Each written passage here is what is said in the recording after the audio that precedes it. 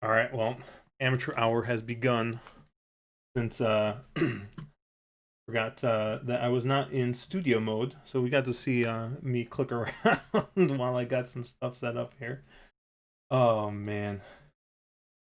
So, long story short, at the beginning of the week, spoke with my friends over here, Pack and Caleb, and Guy was out of it in pain and doing his thing with his back. And we were deciding what days are we going to stream. Everybody came back and said, I'm free all week. I have no plans. Let's do Tuesday, Wednesday, Thursday. Full well knowing that Thursday was Halloween. Talked about it. Caleb's like, nope. I got no plans. I put in all my work last weekend. Acts like, nope.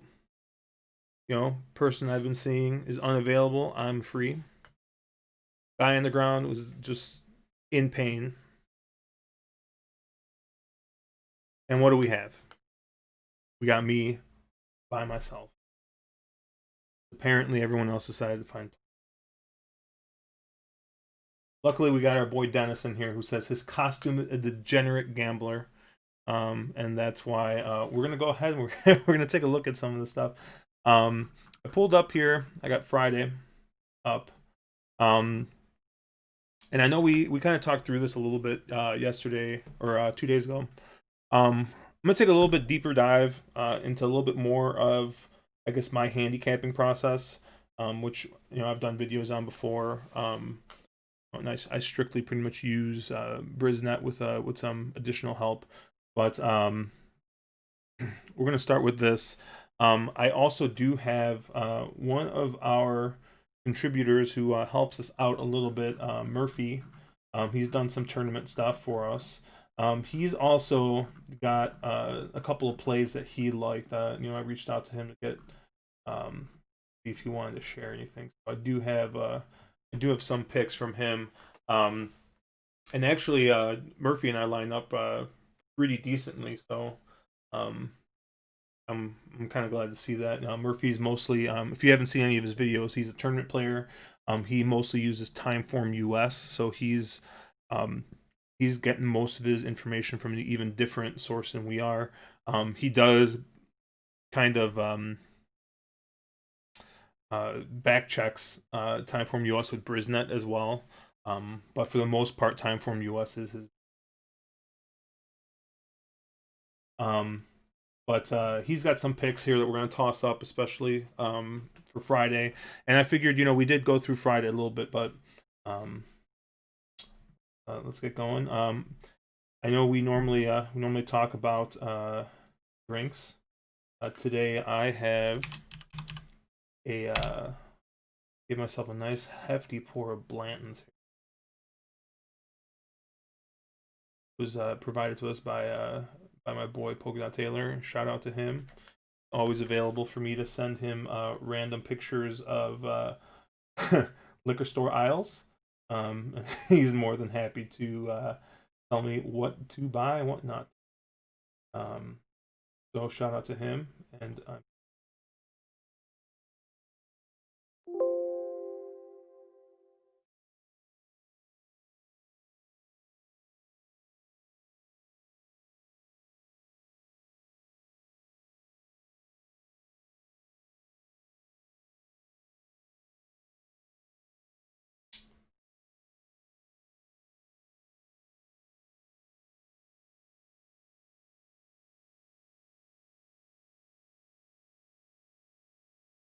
well, all right. So I had to set this up. But yeah, shout out Polka Dot Taylor. Thank you for the Blantons. Here's everybody. Cheers to anybody who's actually watching this nonsense. But let's get over here.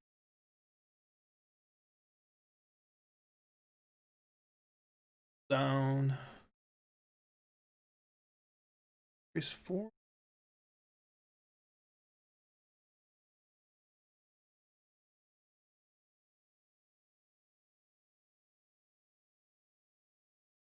Race 5.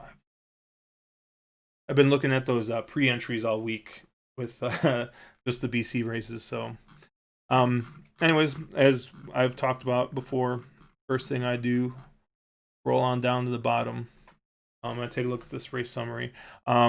So trying to go through this race, I did run into a couple issues, mostly because, like I said, the Euros aren't, we don't have a lot of data on them.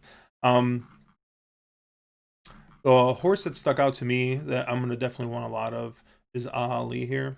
Going to be carrying a lot of overseas form, and sorry, Dennis, because we were talking at the marathon. No, I'll probably fire away a little bit at those early races, but I don't know.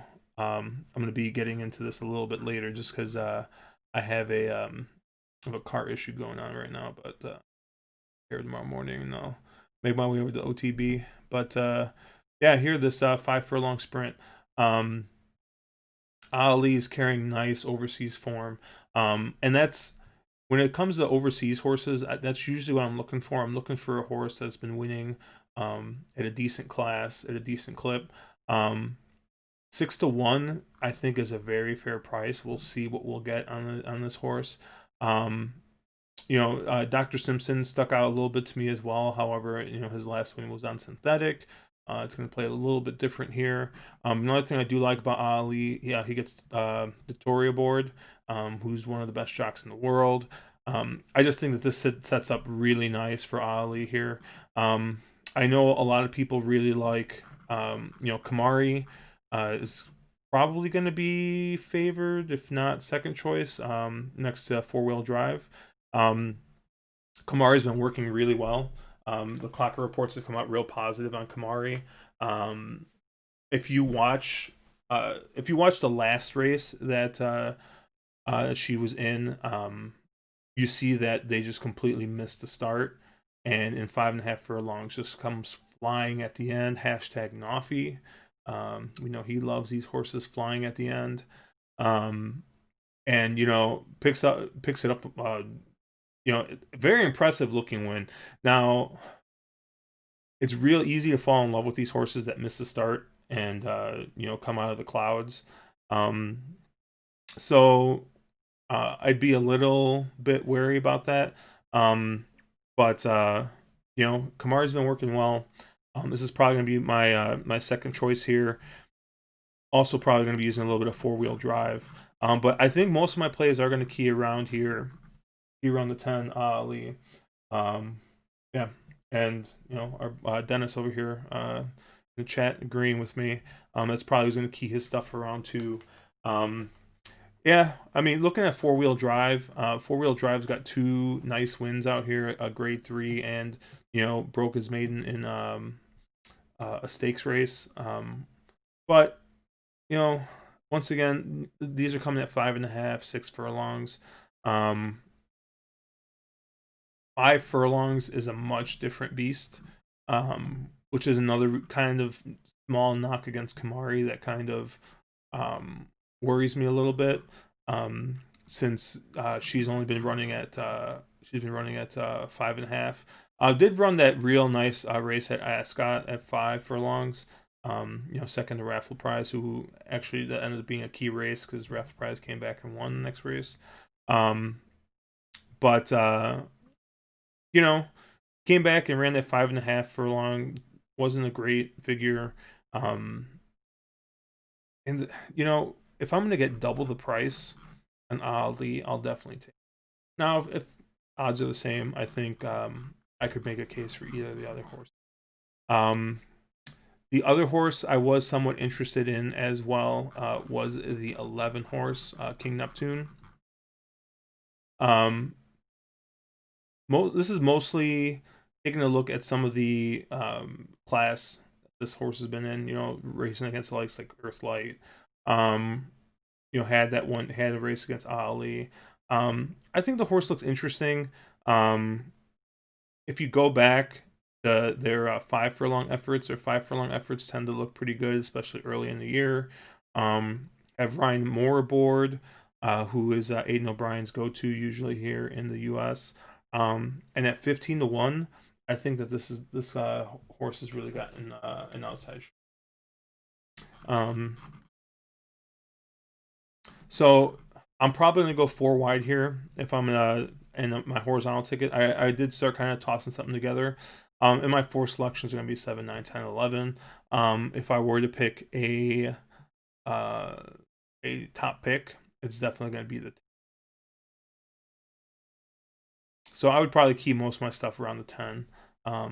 But any of these horses winning, I don't think is really going to surprise me. Juvenile Turf.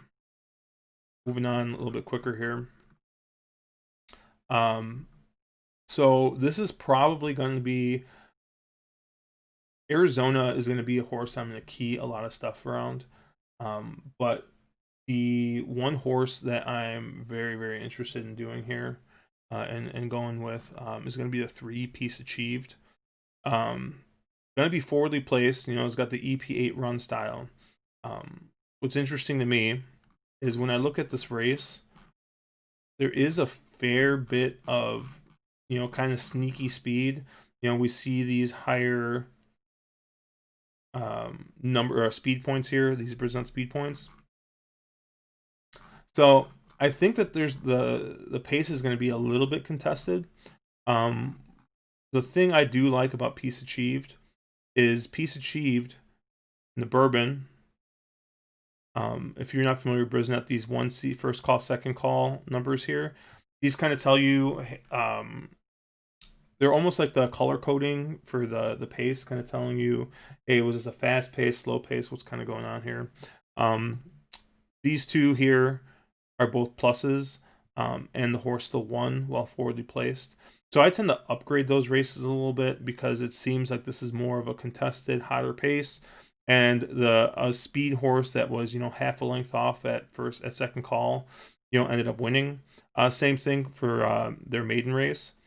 Led the whole way, and it was a fairly fast pace. It wasn't like putting up small fractions. So Piece Achieved is a horse that I'm really interested in using a couple different ways here. Probably there's if I start looking at it, you'll see that I wrote down all these horses. The more I think about it, the more that I think I'm just gonna go 12 and 3 here. I'm gonna skinny up my ticket. I think Arizona is probably the second most likely winner on this card, with the most likely one being at the end. So yeah, I mean, this is a real interesting race. I mean, if Arizona doesn't fire and if Piece Achieved doesn't grab the lead and doesn't sit real nice up on the pace, I mean, there's a lot of horses here that that could do something. Someone like Decorated Invader or Hit the Road, coming from way out of it. I think that they both have a chance. Structure is I believe it's a Chad Brown horse. Structure, you can never really count Chad Brown out. I didn't really think that these 2 wins were that impressive, but a Chad Brown horse, a Chad Brown 2-year-old at the at the Breeders' Cup with Jose aboard. I think that's a horse that you definitely got to take a look at as well. But in order of preference here, I'm going to be the 12, the 3, and then maybe use a little bit of the 2. I did have 3, or I did have 14, 4, 11, and 1 also written down. The reason I had those written down was just for pace. If you look at the S types here and the P types, just thinking that this might not necessarily melt down, but that off the pace is probably where you're going to want to be on that one. But like I said, I still think that slightly off the pace is going to set up nice for Arizona. Has the real wide barrier, but I think they'll be fine.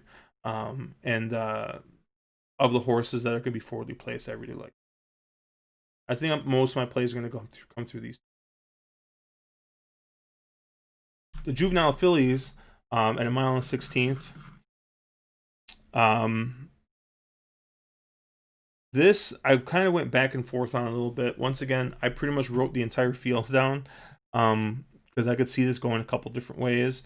This is a 1.16 miles, so we do have, once again, these high numbers, and this, like I said, screams pace meltdown.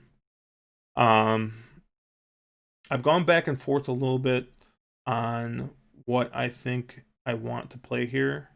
And as you see, I have just a ton of horses written down. I'm gonna key around the 6 as my top pick. I know everybody loves Donna Veloce. I kind of tend to agree with Caleb on this one. That Donna Veloce has raced once and is coming against winners for the first time. So I think they are going to be a little bit outmatched here, just based on experience alone. So underneath the 6, I'm going to want to use 3 additional horses. I want to use the 4, British Idiom, who, like I've shown here, already raced at a fairly hot and contested pace at the Alcibiades and won. I think that they're going to get a similar pace setup, so I definitely think that British Idiom is useful. Now, you might say, well, hey, Bast was, look at how slow that pace was. Yeah, the pace was slow. They were at a crawl, but Bast came home. Got a triple-digit late pace figure. So I think that Bast, it doesn't matter what the pace scenario is for Bast. I think Bast is going to sit a nice trip here. Has got Johnny V aboard, who tends to always get a pretty decent trip. He doesn't get himself in a lot of trouble. He's not like a Joel Rosario or a Mike Smith where you're like, what the hell are you doing? I think Johnny V is one of the more consistent riders riding today. So I think that this is just going to set up nice for Bast no matter what. The other 2 horses I'm going to want to use are going to be slightly longer prices, which are going to be the 3 Perfect Alibi and the 8 AP Dreamin'. The 3 Perfect Alibi also came home pretty nice at this fast pace. So do I think that this horse is better than British Idiom? No. But I think that if for some reason British Idiom does get mixed up in this a little bit more, something crazy happens with the pace, I think someone like a Perfect Alibi, and especially somebody like KP Dreamin', who are definitely going to be sitting back a little bit more on the pace, and they're going to have this nice late pace figure. I definitely think that if something does melt down, it does set up for KP Dreamin'. Interestingly enough, KP Dreamin' also came home pretty fast in that Chandelier. So those are going to be the horse I'm going to use. I'm going to mostly play through Bast, but I'm going to want British Idiom. I'm going to want KP Dreaming and want Perfect Alibi. And I feel a little bit okay going wider here than I do in the later races, because I think in the last race I'm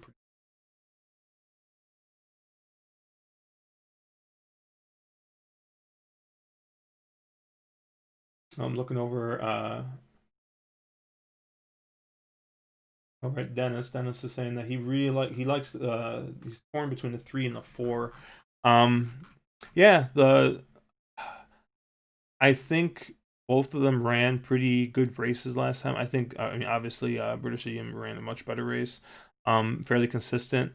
One of the knocks I think against British Idiom has been Brad Cox shipping to California and the Breeders' Cup. Like, if you're someone who subscribes to the whole, hey, some trainers can ship, some can't, you might be able to take a knockoff on British Idiom. And you know, Perfect Alibi is getting Irad aboard, who I think if I Jose is a much better rider on the lead than Irad is. And I think Irad is just as good, if not maybe slightly better than Jose rating a horse. So I think that Irad fits this horse a little bit better if they're going to try, coming from a couple lengths off. So I actually do see that Perfect Alibi improving, probably running back closer to the spin-away. But whether the spin-away effort's going to be good enough to win here, I don't know.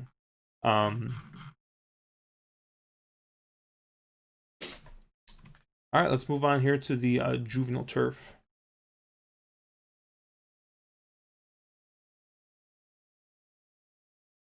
And this one, I ended up going 5 wide here. I think the 2 Euros, Daye and Albania, I think both of them both have real shots here. I think Albania being the favorite here, I think is a pretty deserving favorite. One over at Longchamp. I don't know. This isn't Park Day. I know Pac knows these overseas races a little bit better than I do. But has had great form overseas. Yeah, had that one kind of dud at Curragh, but I think this horse is coming in here real good form. And yeah, I did lose to Daya once. Well, Daya was a 5. And Daya came in second, but ended up coming back to win the Newmarket. And the nice thing about Newmarket is that it's at 7 furlongs, and this is going to be at a mile. So, sometimes there's question about whether or not there's going to be distance compromise with some of these horses stretching out. The way Newmarket's set up, I think going uphill for some of it, I think that that Daya is going to be. So I think both of these 2 horses definitely are very worthy of kind of being co-favorites or favorites here. Starts to get a little dicey outside of them. I mean, Sweet Melania is probably the best of the American horses. Won the Jessamine at a mile and 16th. So technically shortening up a little bit here. But I don't think the distance is going to be a problem. These American Pharaoh horses really love the turf. Still has Jose aboard. So I think that this horse is definitely got just as good a chance as any of the American horses. I think this is, obviously going to have the best chance. I think that Sweet Melania, maybe not necessarily a need to lead type horse, like 100%, but it does seem like all of her best races definitely have been while on the lead. Having the lead at least at first call or being that 1 length off. So when they missed a little bit or missed a break, and ended up a little bit further back here, like at the PG Johnson, lost by a neck, but I definitely think that that she wants to be a little bit more.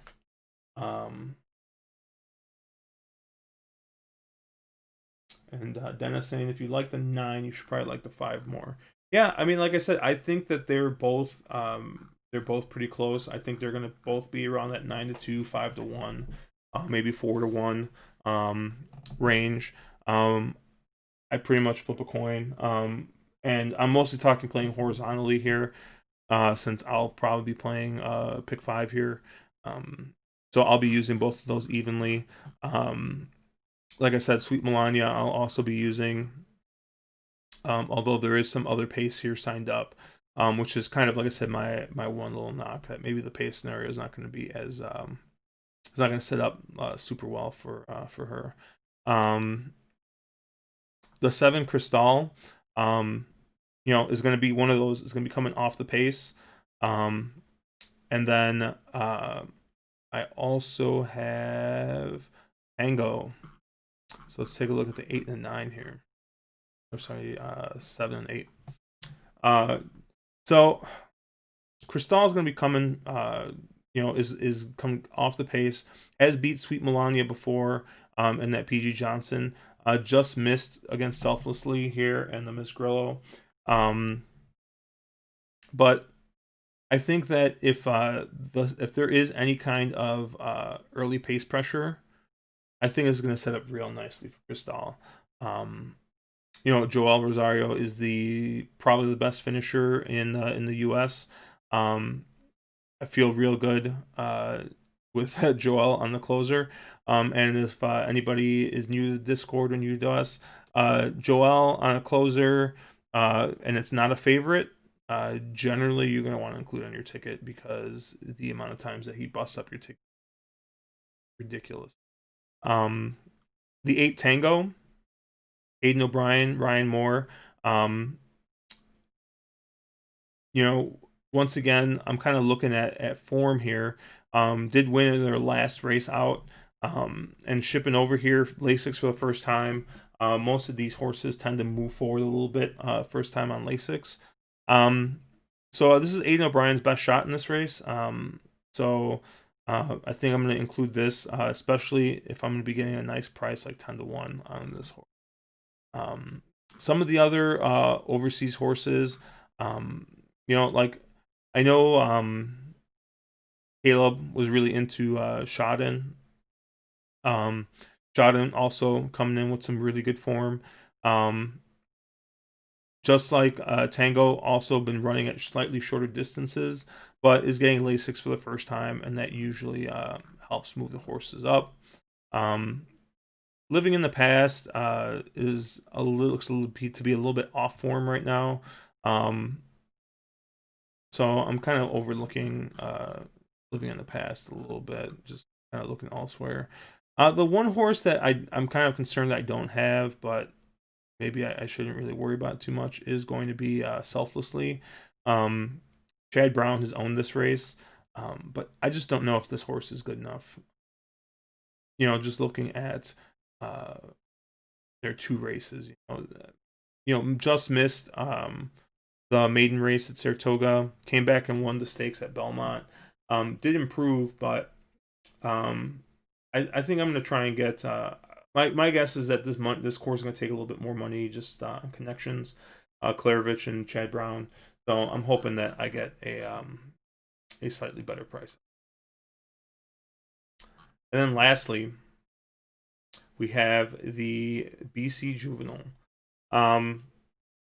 So workout reports came out, and not to anybody's surprise, Dennis's Moment probably had the best workouts of any of the 2-year-olds back to back. So Dennis's Moment is loaded. The one knock against Dennis's Moment is going to be the post. The being on the inside, being on the rail, is probably not going to be where you want to be. So Dennis's Moment is probably either going to have to, send and get off the rail slightly, or is going to have to try and get off the rail. But it all depends also what's going to happen outside with Wrecking Crew, who does have a little bit of early speed, has Paco Lopez aboard, who is I guess we can say reckless rider. He's aggressive to a fault, over aggressive, I guess. So it'll be interesting to see how that ends up. But I think no matter what happens pace wise, I think this sets up Dennis's Moment. Dennis's Moment's been working well, and I just think that this is going to be his show. If I were to use another horse, I would probably use the 5 Scabbard. I'm completely fading 8 Rings here. I just don't think that 8 Rings is as fast as Dennis's Moment. The works have not looked good. I think 8 Rings might be a little sore, even though they've only raced 3 times this year. I think I just haven't liked what I've seen out of the horse. Now it's Bob Baffert. 2-year-old. So I mean, I might eat my words here. But this is going to be the fade for me. I'm going to try and probably get through by mostly singling Dennis's moment. So we will see what's going on. It looks like Pack must have seen that I am streaming solo because he says he'll be home shortly. So Polkadot says he also hands out winners. So I'm waiting to see what winners he's got. But yeah, I pull this up real quick.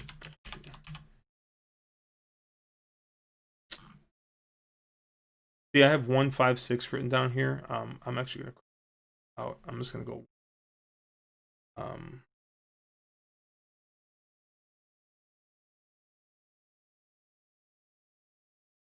While I tally this up and get a ticket together. Anyone? 6 doesn't have the 9 post because I don't think you can count that high. Yeah, you can only count the 8. I don't know. Named after the 8 rings and the way the NFL's been going this year, might be 9. But it's been a heck of a freaking year for football there. I'm just tossing my ticket in here so that way we can see what we got. Let's see, 9, 12.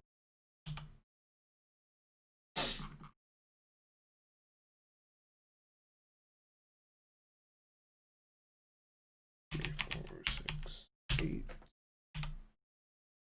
I think this ticket's not going to be too bad, which is good because I was kind of afraid that I was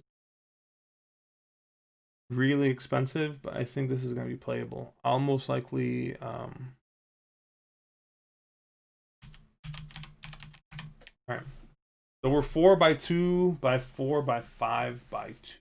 So that actually is I thought. So 4 by 2 by 4 by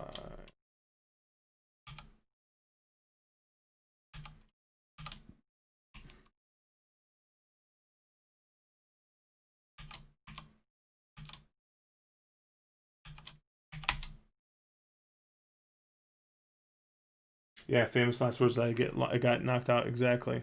I don't know why. I'm like real bad at using this.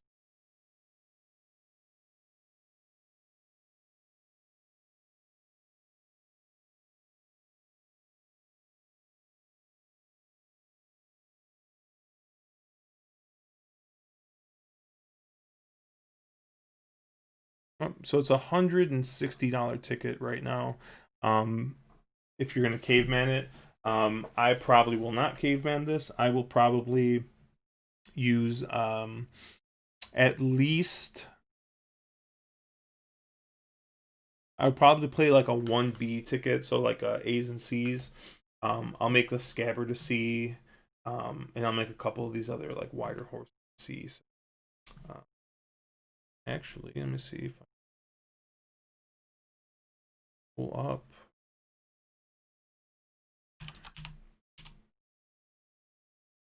Pull this ticket together real quick.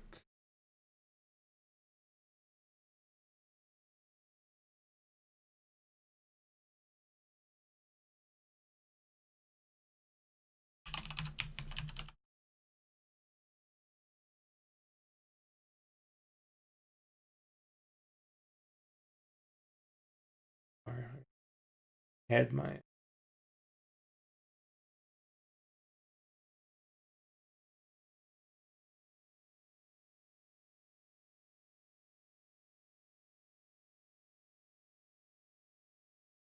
all right.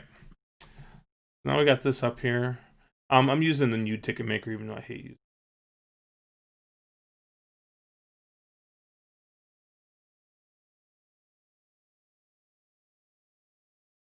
I know how to use this stupid. All right. So let's go Ali, Kamari. Use King Neptune as a B.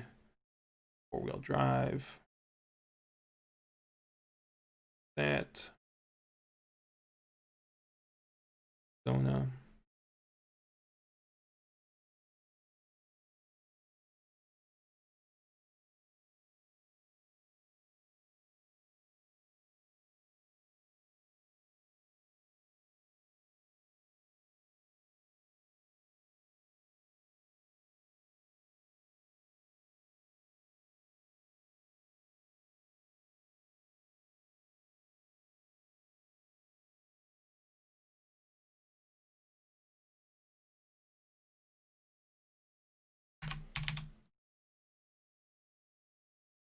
All right, so it looks like we're at about 120 bucks.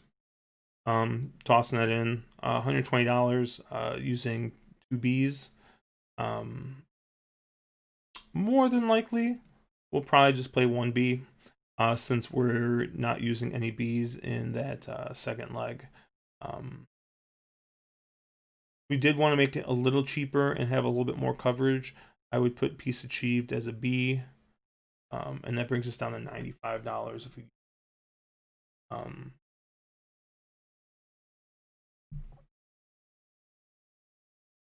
If I really wanted to keep it skinny, I would probably play like this ticket here up top. Just all A's, 7, 9, 10, 3, 12, 4, 6, 5, 9. Play this for like $1 or $2 or something. But more than likely, I think I'll probably end up playing something similar to this here. These 17 tickets. I feel pretty good. About this actually. I'll double check works again tomorrow morning. We'll see how the track is playing, and kind of go from there. Other thing I did have for you have Murphy's. Sent to me way earlier. There it is. All right, so our boy Murphy sent us in some of his picks here. Once again, if you don't really know Murphy's actually one of our contributors. You know, he helps out with a bunch of stuff for us.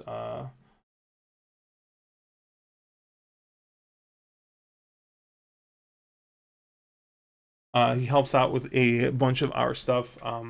Sorry, Pack is messaging. So these are his picks, and like if you notice here, we actually lined up pretty decent. I don't want to speak too much for him, but I think just like me, he tends to look at pace first and foremost. But yeah, I definitely think I definitely am like real closely aligned with him on Friday's picks. But we'll see what happens. Welcome back.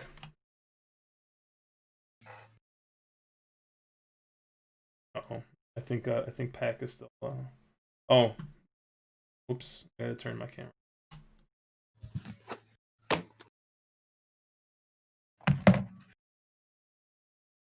Oh,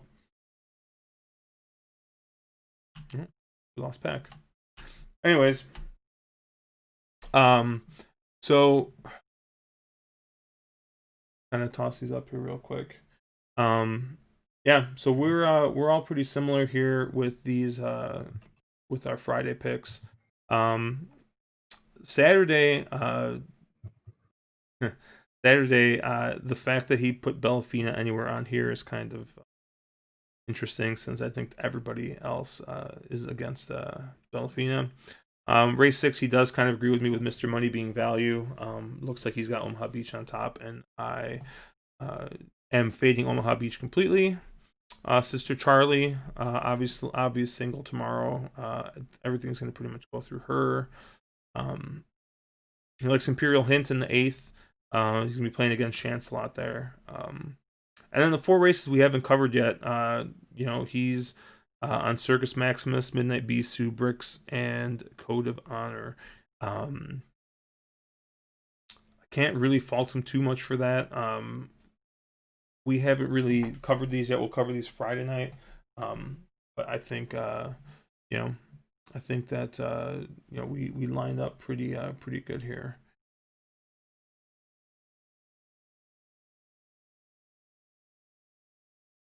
I think we lost Pat.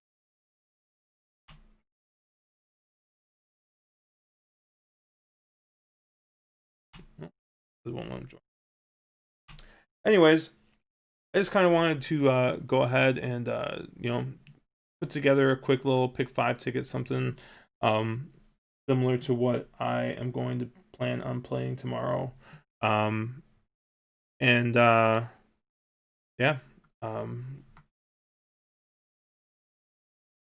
So I'll probably toss this up in Discord as well if you want to see that kind of. Yeah, tomorrow's a big day, so we'll have 5 big races, a couple other small ones. We have any 50-cent tries tomorrow? Honestly, tomorrow the try. I think that playing something with KP Dreamin', something like KP Dreamin', like a key trifecta key box, using KP Dreamin', and going with Bass, British Idiom, Perfect Alibi. I think it's like $12 on 50 cents. I mean, there's a good. I think KP Dreamin' hits the board here. So I think this is a real good horse to try and key around. You could get a little bit cuter and just maybe key it in second and third and toss Donna Veloce in there if you're a really big Donna Veloce fan. But I think that KP Dreamin' for sure is a big choice here. Dude, Pack, you're in here. You not hear me? Am I? Yeah, you're in here. Yeah. You've been in here the whole time. What are you talking about? Do you need me to show your picture? Look at.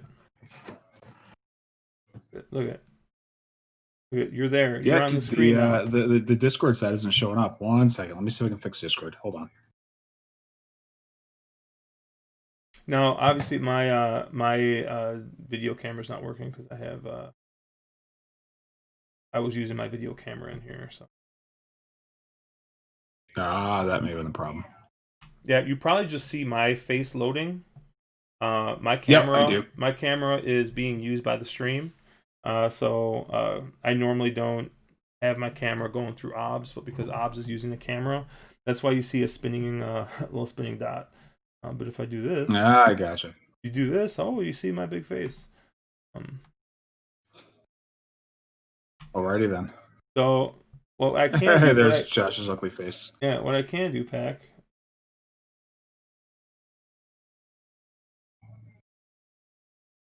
There's a ticket that I just shared. I want to take a look at that. I know. It's using the new form or ticket maker, so I know you probably hate it. No, new ticket worker's fine. Which sequence are you playing with? Here, let me try to make it bigger. That's what she said.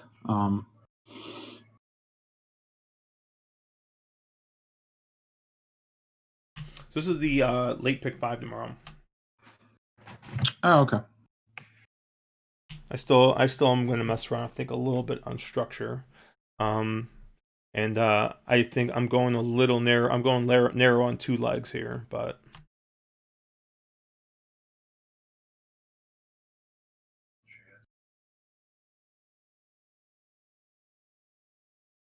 and if you guys are looking at Pack and you see him looking down, the man uses graph paper. He is just like he is like as old school as it gets. He's got like a graph paper notebook that he keeps all his plays in, so he can track stuff. And he's got very bad handwriting too, so I don't know how he reads them. It's my handwriting's terrible, just absolutely terrible.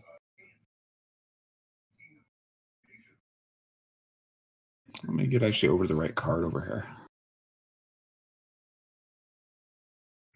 I'm not going to take any personal offense as soon as Pack joins.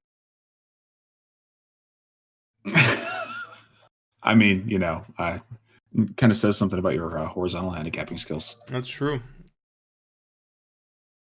So in the seventh race in the Phillies, juvenile Phillies, how are you looking at that race? Because I mean, I see your A's look like you have the 4 and the 6. It looks like you're trying to get British Journeyman Bast. Um, how are you looking at that race from like a pace perspective? So let me pull up. Because I do think that the tools you use are probably a little better from the pace perspective than what I'm looking at. So I'm just trying to understand how you're approaching it. It's race 7, right? Yeah. Yeah. So I'm essentially operating under the impression here that Bast is a complete push button horse. Doesn't really need to have the lead. Has early speed, but also has a decent late kick. So I'm pretty much removing, at least in my head, I'm removing Bast from the pace scenario altogether. So I'm just not looking at Bast. So I'm looking at the rest of them. So I got 260, Wicked Whisper. Um, I'm gonna say comical, but probably not. Lazy Daisy and Donna Veloce. I think all of those horses are gonna want to be very forwardly placed. So I think that this still is gonna set up for Bast, and to be able to come home pretty good. Um, the other horse that I'm really interested in is actually KP Dreaming. I know I'm using KP Dreaming as a B, but I think that's the kind of B that you want to burn. That's going to be the 20 to 1 shot, probably like 15 to 1 or something here. I definitely think that of the off the pace horses, that's going to be the one I want. Um, and that's kind of why I think uh, I'm fading Donna Veloce, because I think Donna Veloce has only got that one race in her, and wired it. And if we know anything, wiring a race, um, and trying to win another race against winners and wire that, especially against horses that are faster than you. Um, I don't know. I don't really have a ton of confidence in Donna Veloce. I think 260 is even faster than Donna Veloce. Um, so I think that with all these horses who want to burn up on the front end, I think Johnny V is going to keep Bast out of trouble and set up nice, nice press the pace a little bit, maybe, just maybe be a length or two off and, come through and win that one. Yeah, I mean, my only concern with Bast is the fact of she stretched out last time out in the Chandelier. I saw a regression in her figures. I mean, obviously, it was her first race at Santa Anita, and she can handle the track. I mean, she's one of the few in here that actually has proven that she can get across this track. Um, I I struggle to really love Bast, and I can't really put a finger on it, but there are others here that I feel like can move forward of a game. To me, somebody like I think Wisked Whisper could really end up, sort of the loose controlling speed. And when you look at her last two races, she really has never been challenged like at all. She's a horse that we don't really know because she's never been asked. So, to me that's more exciting than a Bast who sort of where she's at. Okay, she's a little faster than comical when challenged. Wicked Whisper, who knows when you actually ask her what's really in that tank. I can't fault your Bast. I mean, like if you like Bast and if you feel like the works did come back very solid for her, I'm not gonna beat up anybody for liking Bast, but I don't know. I just she just. It's just not the type that I necessarily love or want to put on top.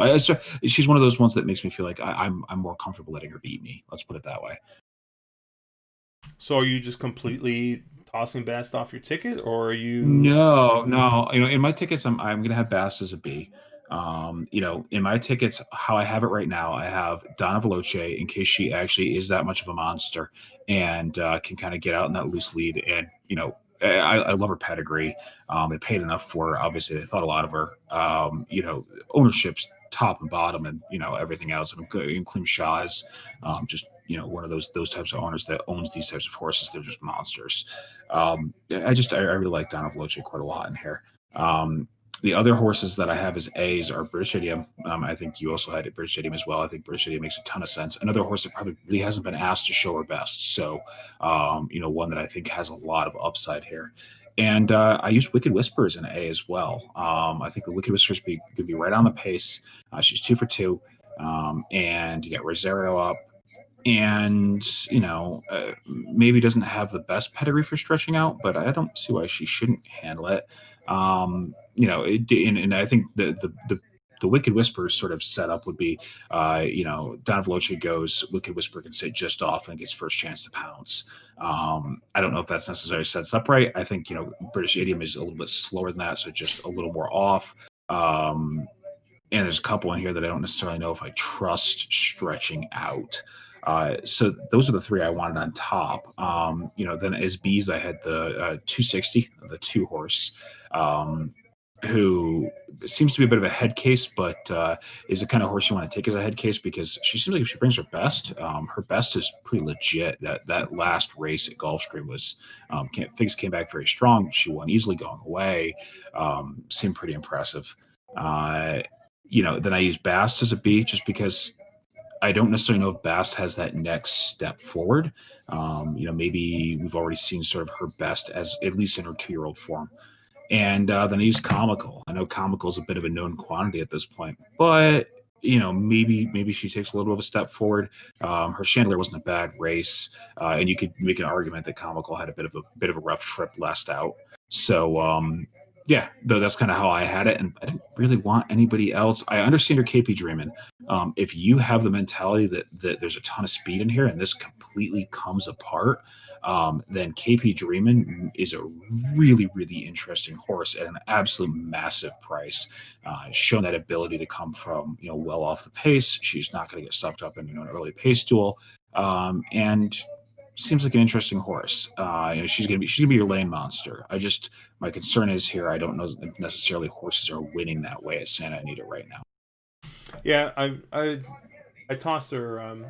Dennis in the chat was asking about some kind of try play, and I definitely said that KP Dreamin' is the type of horse that I think I'm going to want to key in Totally. second and third, and use a couple of other horses up top, or if depending on how the race is set up, if I think KP Dream has actually got a shot to win, just do the old key box and toss it in with 3 or 4 other horses that you think are also going to hit the board. But yeah, I mean, I really like it. I think that that is going to be the horse at a big price that's going to hit the board here, and yeah, I think if you're going to play something vertical, I think keying around this horse will be pretty decent.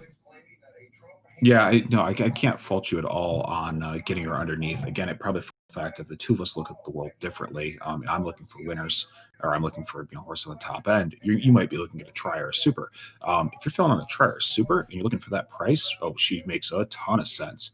But I think for me on top, I have a hard time getting her into that win spot unless this race absolutely collapses. Excuse me. Yeah, the other race I kind of wanted to maybe pick your brain on again is this Juvenile Phillies Turf. I ended up going 5 wide here with the 5, the 7, the 8, the 9, and the 12. That the 8th race. Yeah. I went really spready in here, and I mean, I know I'm prone to doing that, and I'm prone to go fishing for prices and play those kind of tickets. This is one of those races that I don't think Albania is as much of a standout as like Arizona is, but I think you can make an argument that Albania is one of those types of horses that is extremely, extremely well meant in here. Her pre-Bersac was a legit race, so I think you can make an argument of singling Albania on a real skinny ticket, and if you wanted to put some leverage, if you're somebody who says, "Hey, I'm okay being skinny and being wrong quite a bit, but boy, I want to hammer a ticket. I want to play a $2, a $4, pick four, one of those that you're going to put some leverage behind it." I think Albania makes a lot of sense here. The other ones, I'll probably spread it because I tend to play these, especially in the Breeders' Cup, with a more of a mentality of catching a price. The other two I was interested in here, Sweet Melania had real good works. Works came back legit for her, and I think she's definitely a player here. She's really done nothing wrong in her starts, and I definitely like her a lot. The other one I had as an A was Selflessly, because Chad Brown historically has done very, very, very well in this race. Um, and I felt like she's that Chad Brown horse. JJ stayed there, had some choice in here as well.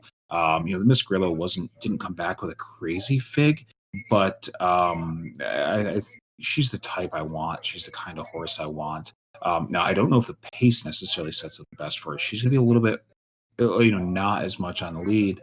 And I think these sort of turf routes, especially at a mile, it's been on or just off. I don't think you want to be a deep closer. And I think in this field, with how the pace set up, she might be sixth or seventh, in this field, so kind of mid pack. I don't necessarily know if that's where she needs to be, or I don't necessarily know if that's what works the best in here. And then after that, I got really, really, really spready. I think you can make a case for Shaden the 3, DeHay the 5. You can also make a pretty good case for somebody like even like a Sharing or a Toil. I have kind of a soft spot for a Toil, but there's a lot of horses in here. You could go pretty deep. It really tends to be these types of races, and I know Caleb has said this quite a bit. You want that horse coming off the top last out, because they do tend this time of the year, especially with these 2-year-olds, to step forward. So I'm looking for horses that made that top and can move forward. So horses that jump off the paper at me as making top slice last out are Albania, Sweet Melania, and Selflessly. And the connections on all three of those horses back up the fact that they've made that top and they can move forward. And that's kind of where I ended up with those three. Something like a Toil, or I talked with a DeHay. Those are horses that I think there's definitely some upside potential, but there's more unknown quantities. So I want them a little further back at tickets. And I think for me, if you forced me in this race to get really cute, I'd probably just use Albania. But again, I'm sitting right now on 9 horses in here that I'm probably going to use in one form. This is a sprint race. Well, on the plus side, you whittle yourself down from 12 horses, which I believe is what you had before. Yeah, something like that. I think I'm down to 9.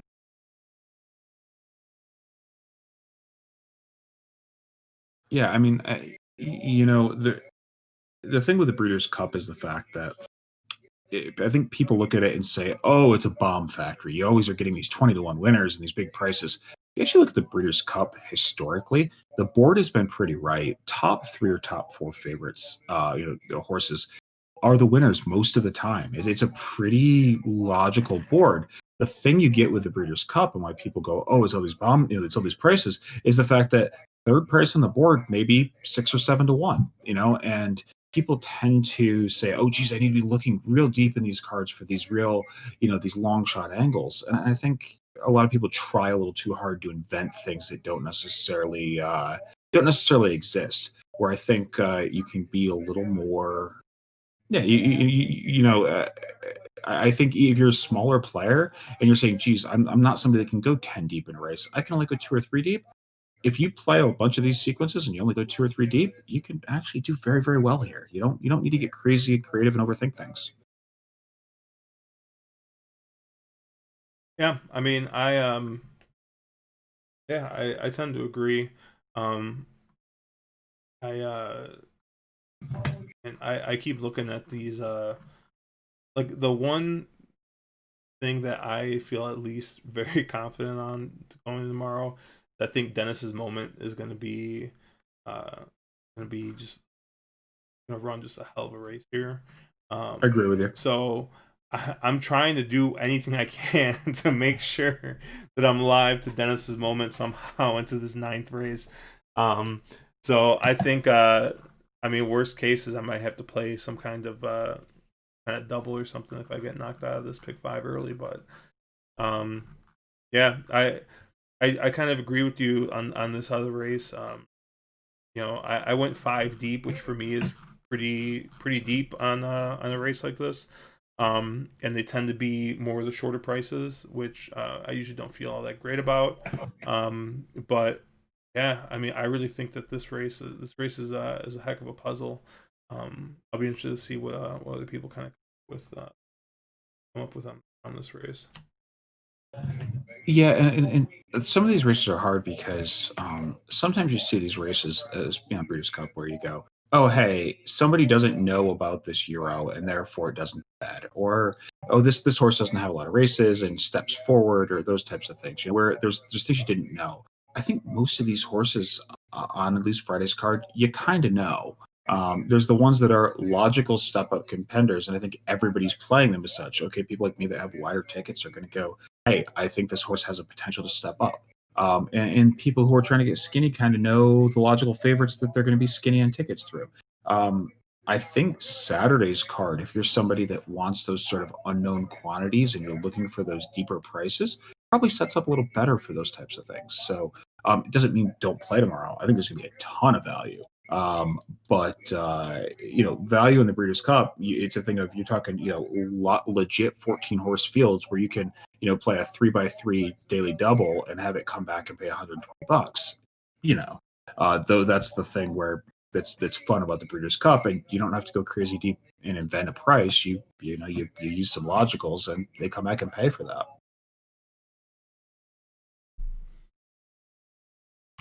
Anything else you want to touch on Friday's card? I know you came in late from a holiday party. Nothing I really want to. I think everybody's kind of talking about Dennis's moment. I think everybody at this point knows that work and understands that he's a monster. Romans was saying he's a monster beforehand. I think he's a logical horse. I think of the two pick fives, the early probably pays better, just in the fact of those Calbred Stakes races that are early are really rough. They are spready races. I think they're races where you can really invest some prices. And if you have works, there's definitely some works horses in there at some value that make a lot of sense. The one works horse that I was really kind of interesting, kind of reminds me a lot of Cummings, is in the fourth, Shady Empire, the 13 horse. Maldonado's up for it's a Jeff Bondy horse. Obviously, Bondy's been cold. And there's a lot of things in here that make you scratch your head and go, boy, that's not your setup for Bondy. But absolutely massive work out of that horse. And it was the one horse in the field that really had some legit works coming into this race.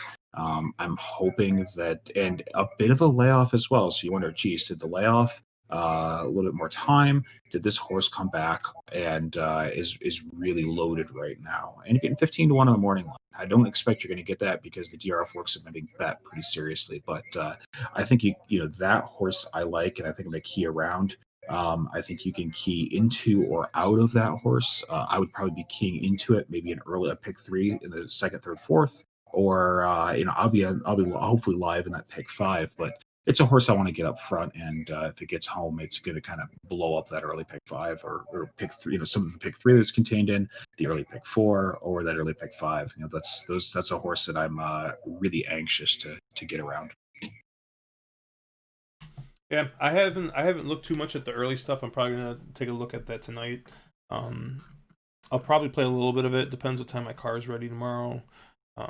But yeah. What first post tomorrow? 1:45 Eastern, right? Let me see what I'm seeing here. I'm seeing it as 1:45 Eastern on the first. Yeah, and I think we were talking about probably getting a live stream up and going late. It's a 4:43 post for the final. That's 7:43, so maybe we'll get on for 8 o'clock or something and kind of recap the races and talk about that the Saturday late sequence, which is going to decide a lot of the awards. A lot of the Eclipse awards will be decided in those couple of races, and again, you always run into this into the Breeders' Cup where there are these horses you go, oh, this is the horse. McKinsey, I don't think anybody argues that he's the favorite, or Sister Charlie, I don't think anybody argues that she's going to be the favorite. And it's this game of, is the favorite legit, or do I try to beat the favorite? And that's what makes the Breeders' Cup fun. Yeah, I'll be at the OTB tomorrow for most of the day. So, pretty much as soon as I get back, we'll jump on and recap and get that late sequence on Saturday going. So, Yeah. So okay. one other thing I would mention is that if you're somebody watching the early sequence and you're saying, "Geez, I just want to play Breeders' Cup races," but there are those 4 lead-in races. Sit back, put your hands in your pockets, and watch those races. You're going to figure out, is there a bias, inside outside bias. A lot of times for these big races, they tend to juice the tracks. The track tends to be a little more speed favoring than it would normally. See if you're seeing those types of things appearing. What types of horses are winning races, and just because it's a Breeders' Cup and just because you're talking, sort of the best of the best horses, doesn't mean that biases and and run styles don't apply. So don't be afraid to say, hey, all of a sudden a bunch of closers are winning. Okay, don't feel like you still need to use speed horses. Well, migrate over to your closers. Just because it's a big day doesn't mean that those run styles stop being important. Yeah, and like I said, it's important to know. Take a look, see how the rails playing, see how, um, see how outside horses are doing. Just because, you know, the rails playing bad, all of a sudden you have a couple different ways you can go in some of these races. Yeah, agreed. And again, this is one of those things. There's a few rail horses that are going to be real short price favorites. Donna Veloce, and also the favorite in the ninth. And if Dennis's moment, and all of a sudden, if you find, geez, the rail is terrible, well, maybe then you fade Dennis's moment. And there's nothing wrong with saying, hey, I'm seeing a lot of horses fading on the rail, or I'm seeing early speed on the rail being really bad. Toss, especially with how you play. Toss a Dennis's moment. Don't ignore the horse. If all of a sudden you say, hey, the rail's real bad. Well, if the rail's bad, then it's bad for all horses. Yeah, for sure. But yeah, I just wanted to get on, talk about the early or the late pick five a little bit tomorrow. Um, as usual, I'm pretty sure I'm off tomorrow. Back, I'm guessing. Are you working tomorrow? Or are you gonna be around? No, no, I'm off. Yeah. So we'll all be around tomorrow. If you guys got questions, toss them up in Discord, tag us, and yeah, good luck everybody. Tomorrow. Hopefully we help you guys. We give you guys a couple of winners here. Uh, let's hope the entire Discord wins some money, huh? Hell yeah. All right, guys. Good night.